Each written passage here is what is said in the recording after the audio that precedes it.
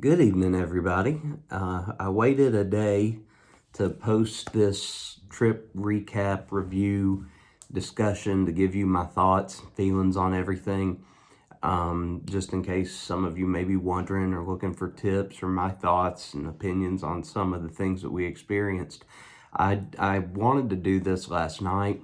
I just couldn't bring myself to. We had one of the longest travel days I've ever had. Traffic was horrific, and it just felt like Murphy's Law for us on the way home. It took us about 11 hours in total to get home yesterday, when it usually takes about 7 to 7.5. So we were all very tired and just wanted to be home and enjoy that. And so we've kind of taken the day to relax, kind of get back to feeling ourselves.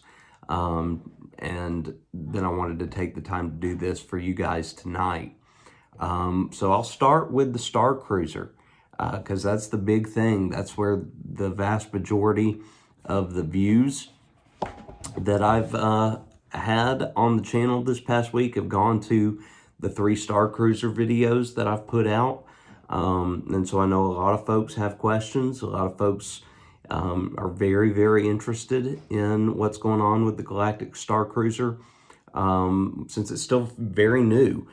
So this is my thoughts, and I've wanted to take some time. I didn't want to give a reaction video as soon as we left or anything like that, because I wanted to have some time to take off my rose-colored glasses with it, and to really look back and reflect and give you my true thoughts, my true feelings about it, as I look back on everything and everything that we got to do. First, the biggest point that I'll say is for any of you that decide to do the Starcruiser that are out of state and you know you're going to be driving several hours to get there, do not wake up at 4 a.m. in the morning and drive there the day of your stay. That knocked me out for really the entirety of the stay until the first couple days we were off property in that Magic Kingdom. I was extremely tired. The pollen up here in Georgia had already started getting to me a couple days before we left. So I was dealing with sinuses, which kind of makes you tired to begin with. And then just the fatigue of being up that long. And there is just so much stuff that happens while you're at the Starcruiser that you need your energy. You know, you want to be involved and you want to take full advantage of that. And so I was coming in there with a setback already, just being tired. So I would highly recommend just drive down the night before, get yourself, a reasonably priced hotel room in Orlando. You don't have to do a park before you check in, since check-in's at 1. Go to Disney Springs, or, take the morning to sleep in, get yourself a late breakfast, make sure you have everything you need before you go, and then head over there, well rested and ready to go. Another question, the biggest question on everybody's mind, is it worth the price? Are you getting what you paid for? And the answer to that isn't straightforward, and there's a reason why.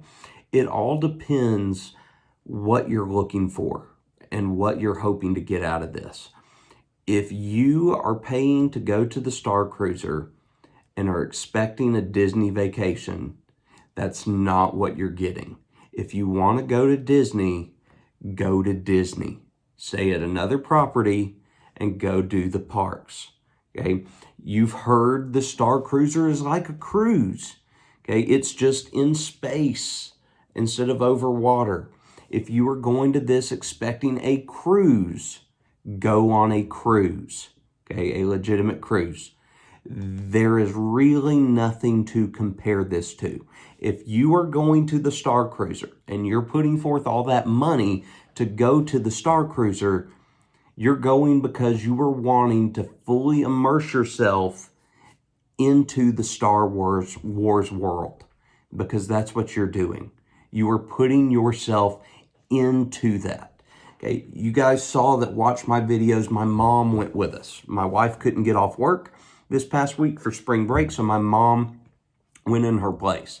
My mom knows of Star Wars. My brother and I were huge fans growing up. We watched it. We had all the video games. Okay, we were big Star Wars fans. So my mom knew a little. My mom is not a Star Wars fan by any stretch of the imagination. She had a great time. She really enjoyed doing everything that we did event-wise and all the activities and the different various missions and stuff. She thoroughly enjoyed it. And that's coming from somebody that was not a Star Wars fan. So if you are a Star Wars fan and you're able to go and get heavily invested into this, then it's definitely gonna be worth your money, even though it is such a short stay. I would hope that in the future, they may lengthen this out to at least 3 days. 2 days feels like 2 days. It really feels like a very, very, very short period of time. I would have liked to have gotten another day out of the stay there, but they do cram so much in that time that you are on there. My boys are of great age to enjoy this, 10 and 7. If you've got a toddler, a 2, 3-year-old, they are not going to get the most out of this. It would not be worth your time, your money to do this with a toddler. Ty's class, his little Lothcat group, they had young kids in there. Okay, he was probably one of the older kids in the Lothcat group. And he's about at the age that can really start to appreciate it. If you've got a kid that's napping still, this will not work for you. You're going to miss out on way too much. You or your spouse, whoever has to stay back with your napping child, and they're going to miss their own activities. So they're not going to get the full experience of the Starcruiser. I know, and I may have mentioned this in earlier videos after the Starcruiser, and one thing that was very irksome was every time something big happened, whether it be for the Resistance, the smugglers, the First Order, it was always the same passengers that got pulled in, that were involved. You saw the same folks, and with, over 100 rooms on board, so probably 200 to 400 some odd passengers in total, to have the same 5, 6 people being involved in every major event, that got really, really old to see. But on reflection of that, I can't be upset with those people, and I can't be upset with the cast, because you got involved as much as you allowed yourself to be involved with. So that's another tip that I would give to everybody. If you go in there with your mind made up, oh, I'm going to be on the Resistance, oh, I'm going to be on the First Order, I'm going to work with the smugglers, etc., and you just wait for those moments to happen, they may pass you by. You've got to go in with an open mind, and if you're wanting to experience as much as you can with all of these secret missions and side quests and stuff like that, that you may have seen some on our channel or may have seen some on other people's videos, you need to go in and take the time to talk to characters. If you want your kids to experience that, they need to be willing to go up and talk to the cast. And the crew is fine, but if you're wanting those side missions, if you want to be involved with stuff, you got to talk to the cast and find those moments, to rope yourself in. Go up to them and be like, hey, is there anything you need me to do right now? I've got some time, or I can help you. What can I do for you? That kind of stuff. And then you've kind of sunk your teeth into something. And you'll probably have more to do than others, because most folks, if they're there for the first time, like probably all of us were sitting back a little bit, waiting to see what was going to happen. Or, hey, who's going to come talk to me? Who's going to pull me aside? And the cast does a great job of circulating so that nobody feels like they were left out or things like that. But ultimately, I kind of left feeling like, even though this is a massive Star Wars story unfolding, that we were very much background characters because we didn't immerse ourselves. There were a couple of moments where we were in the right place at the right time. You know, my conversation with SK, the droid, in the Sublight Lounge, which was probably one of, if not the coolest things that I'm taking away from that with. And I was in the right place at the right time. That's all that was. When for those of you that watched the video, when the boys and I helped to hide Chewie, and we were in the right place at the right time. We hadn't done anything with Sammy or Sandro, the two guys that were involved with that up to that point. We hadn't talked to them. We hadn't done any missions with them. We were in the right place at the right time, and we got to experience that. And that's probably one of, if not the coolest thing, the boys get to take away from that. When we were in the engineering room on the last night with Sammy and Chewie and doing that and all of that, in order to get invited there, we did have to complete missions through our data pad in the on the Starcruiser and at Batuu. And that's how we got involved there. So it's incorporating all these different aspects.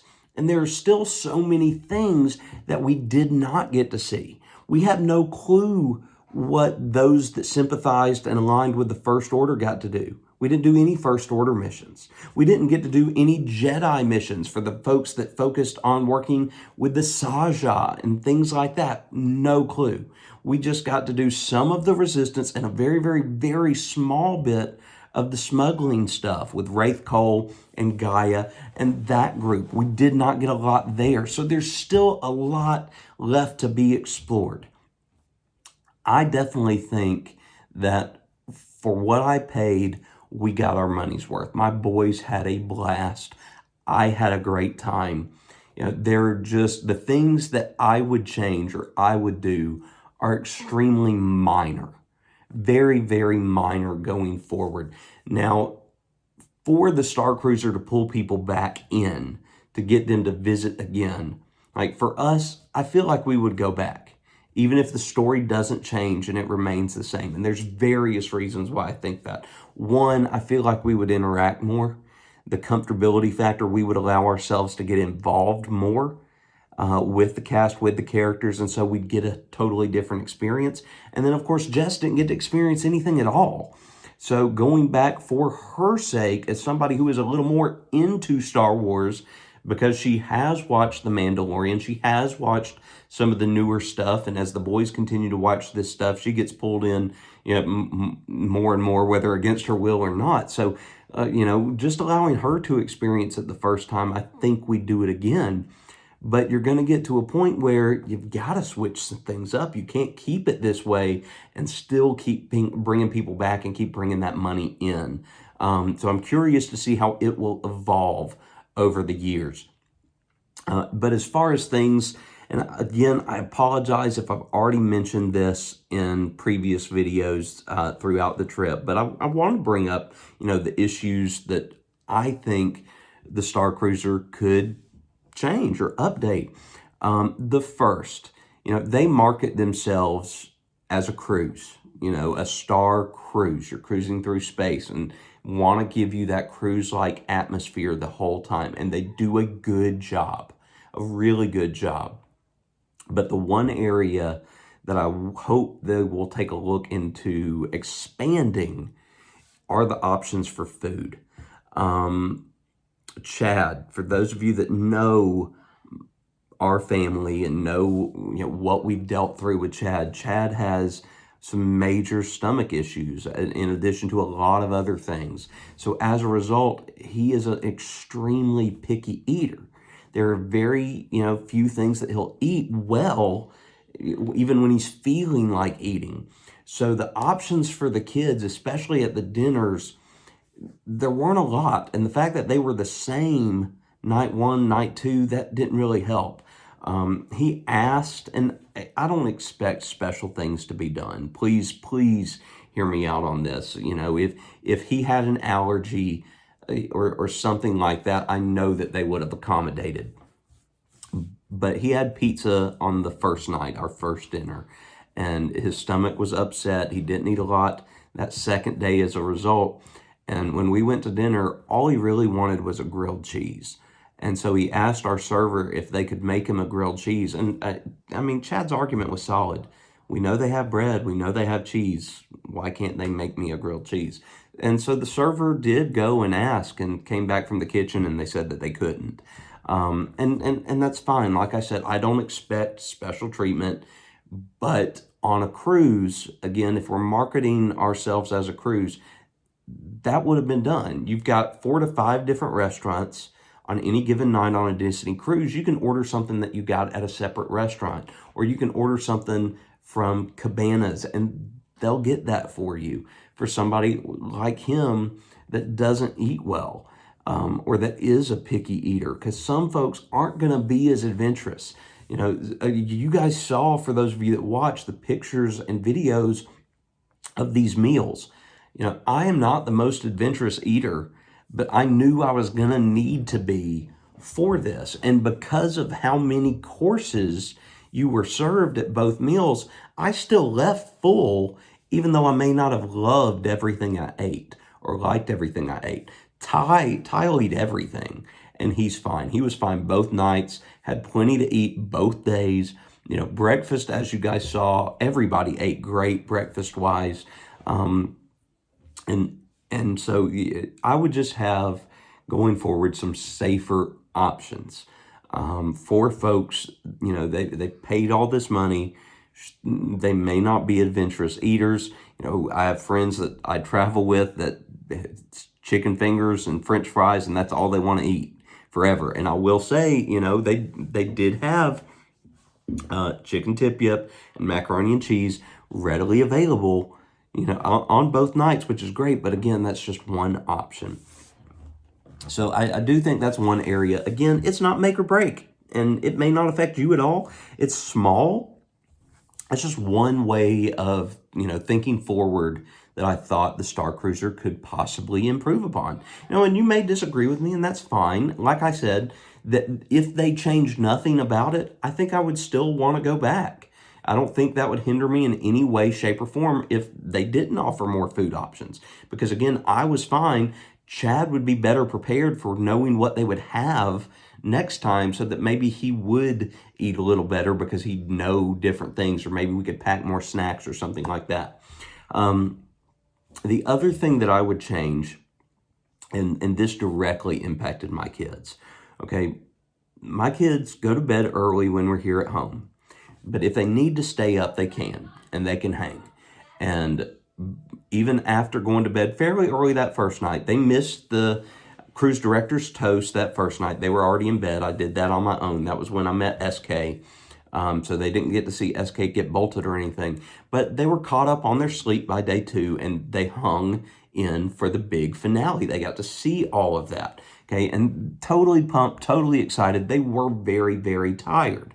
When all that was over, all that they wanted to do was get their picture made with a lot of the cast that they hadn't gotten their picture made with. Up to that point, they'd had their picture made with the captain. They'd had their picture made with Wani. They loved Wani. And they'd had their picture made with Chewie and the Stormtroopers.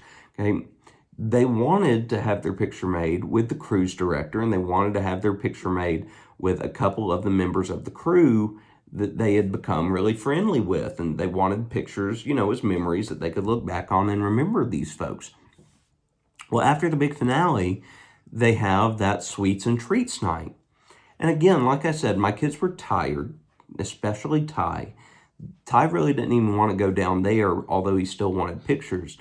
He wanted to go to bed. And so we made the agreement, we'll go down there, we'll take the pictures, because it's a big celebration for all this, kind of a big end of the cruise celebration. Wani and Sandro are going to be playing. You know, it's the impression is given that everybody's going to be there.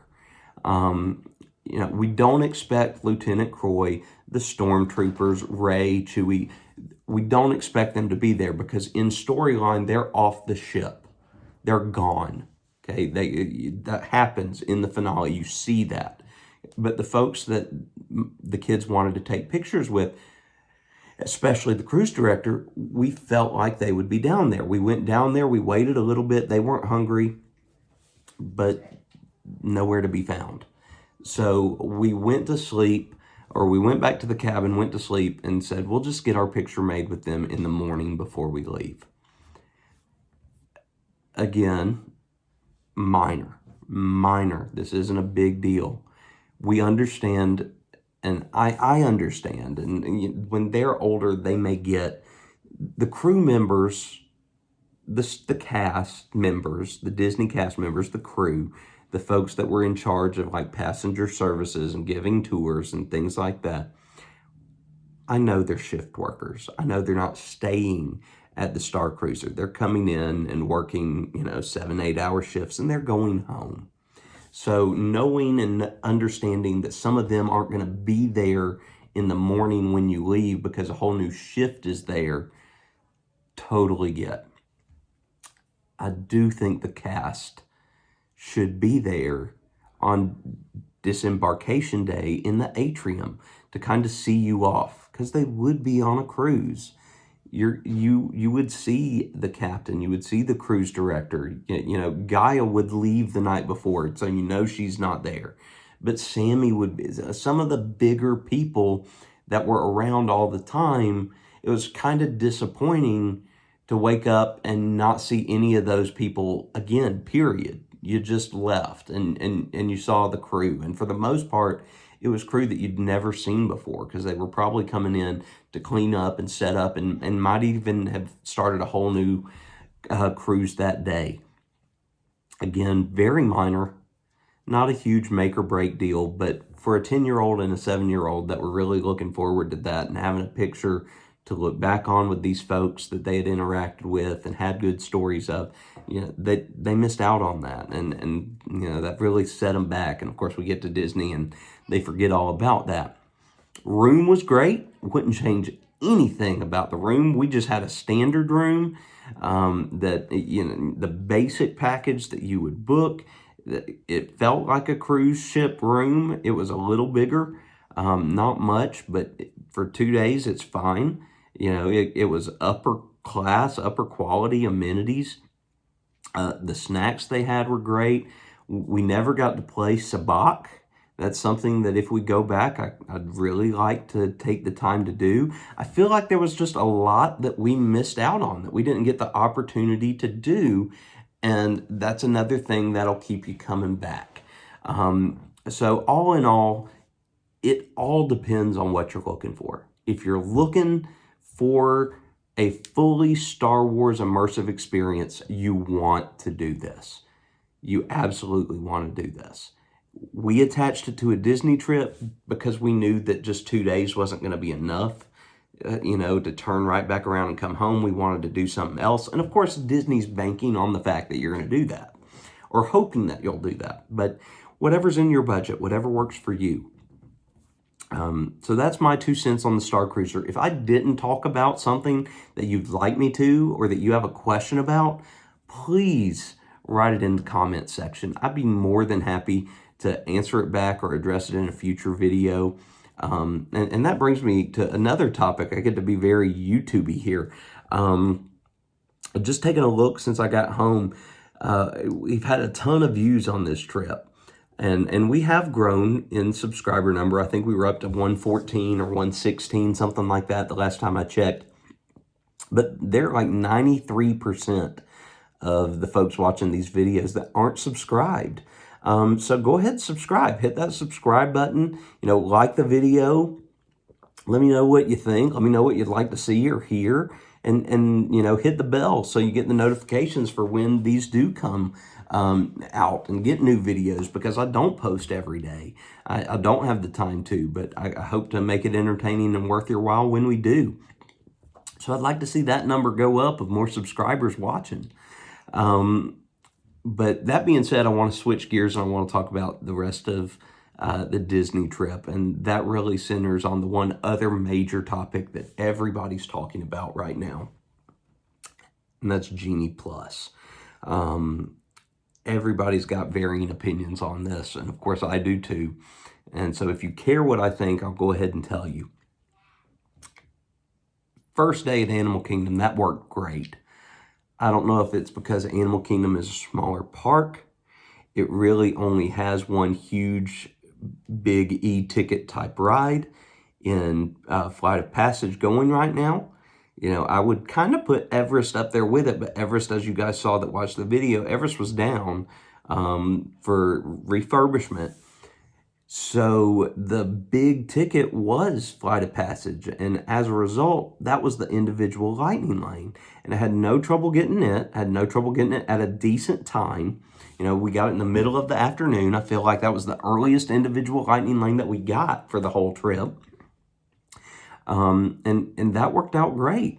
Maybe because it's a small park and Animal Kingdom tends to be the least busy, we had no trouble getting our Genie Plus Fast Passes Lightning Lanes throughout the day. And it worked great. Like, I know that we waited for Bug's Life and we waited for Dinosaur, but we had the Lightning Lane to the River Rapids. We had the Lightning Lane to Kilimanjaro Safari. We had it to the Navi River Journey. And then we bought the individual Lightning Lane to Flight of Passage. And I think the only other thing we did besides what I just mentioned was the Lion King show, which we just waited on and didn't bother to get a Lightning Lane. So I feel like that day we definitely got our money's worth on the Lightning Lane. But again, we weren't there for a full day. We didn't get there when the park opened. It opened at 7:30. Well, at 7:30, we were still getting ready and eating breakfast on the Starcruiser. So we knew it was going to be a short day. And with that, Genie Plus worked great, worked wonderfully. I did not have as good of an experience with Genie Plus the rest of the trip. At Epcot, we got to do everything we wanted to do at Epcot, so that worked out well. But the Genie Plus experience wasn't as great. You know, I was able to get the Lightning Lane for Remy fairly early, you know, but the earliest I could get Frozen was after dinner. And that was a regular Lightning Lane. Never got it for Test Track. It disappeared quickly. They were gone for the day. And then everything that we did get was like back to back to back in the afternoon. Couldn't get anything for the morning. And then when you get to Magic Kingdom, there's so many rides on there, and so many of them could be considered those big e-ticket rides. Like, I bought the individual Lightning Lane first thing in the morning. It opens for Disney Resort guests at 7 a.m. Okay, if you want to buy the individual Lightning Lane and you don't have Disney Plus, you can't purchase it till the park opens. Okay, so I could purchase it at 7 a.m. and I didn't get it. Even buying it at 7 a.m., I didn't get it till 8:30 at night for the individual Lightning Lane. They go like that. And the same goes for the regular ones. Call me crazy, but I'm one of the folks that I really enjoyed the game of the Fast Pass system. I liked being in the park throughout the day. If I'm waiting in a line, sitting there playing with my Disney Experience app, refreshing the page, hoping that something pops up that I like that I can grab or that I can switch and kind of trade. You can't do that with Disney Genie. Once you're locked in, you're locked in. And it doesn't give you, that's the biggest thing I hated. With Fast Passes, it gave you a couple opportunities if there were multiple times open. But there were several times where it would say for a Fast Pass, you know, window open at 11 a.m. So I'm clicking in there hoping to get an 11 a.m. pass to, let's say, Big Thunder. We didn't even get one to Big Thunder, but I'm going to use this as an example. So I've clicked in all my family, and I'm confirming, and it's showing 11 a.m. to 12 p.m., and I hit confirm. And once I've hit confirm, it's not 11 a.m. to 12 p.m. anymore. It's skipped ahead several hours, and it's 3:30 to 4:30 p.m., or sometimes even later than that. So you're not even getting what it's showing on there because there's so many other people on there doing the same thing you are. But in the old Fast Pass system, if you clicked 11 a.m. and it was showing up, you were getting 11 a.m. It went, and I could totally understand if it was 15, 20, 30 minutes later, but 4 to 5 hours later when you thought you were getting this time, in this day and age, when Disney is forcing you to make reservations at restaurants. If you're wanting to eat at a non-quick service restaurant and you're wanting to sit down at one of their nicer, expensive restaurants, which we did every night we were at the parks, the fast pass system doesn't work well that way. Because let's say you get locked in and you're wanting 11 o'clock, and then all of a sudden it's 4:45 or 5 o'clock, and you've got a dinner reservation. Well, that's just negated your fast pass. And you know, I'm sure guest services could help. I'm sure they could fix that, but there's got to be a better way. It needs to lock in there. Like, that was the issue. We never got that Haunted Mansion fast pass. We waited in that line for over an hour because the time slot it gave me would have been right during our dinner. And so I knew that it wouldn't be worth it. And then by the time our dinner was over, they were gone for the night, and I could not get a Lightning Lane anymore. And then Hollywood Studios, that was just bad luck weather-wise. I can't put all that on Genie Plus. Had we planned for the weather, since we knew we weren't doing anything in Galaxy's Edge because we'd already done that with the Starcruiser, I think we would have rope dropped Slinky Dog and gone back and done that first thing in the morning before the weather got bad, because everything else ride-wise had availability Lightning Lane throughout the day. So yeah, we got to do Aerosmith twice, and the boys were really excited about that. And if you're wondering why, Chad does like it, but really the excitement was because Ty had never done it before. So that's where all that stemmed from. So that's why we went there first and did that a couple times, and then did Tower right after it, just because Tower's already right there. So then there's nothing else over there. So if you're there, go ahead and do it. And then we never went back down there again. But then the rain came, and that kind of ruined the rest of our afternoon plans as far as being able to do Slinky Dog. It just kind of killed the boys. So I can't blame that on Hollywood.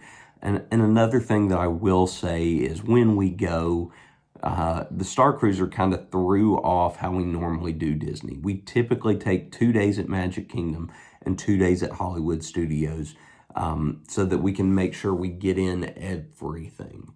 And since we did the Starcruiser, we just didn't have the time or the money to put in those extra couple days. So we did miss out on riding Jungle Cruise, which really hurt me. I love that ride.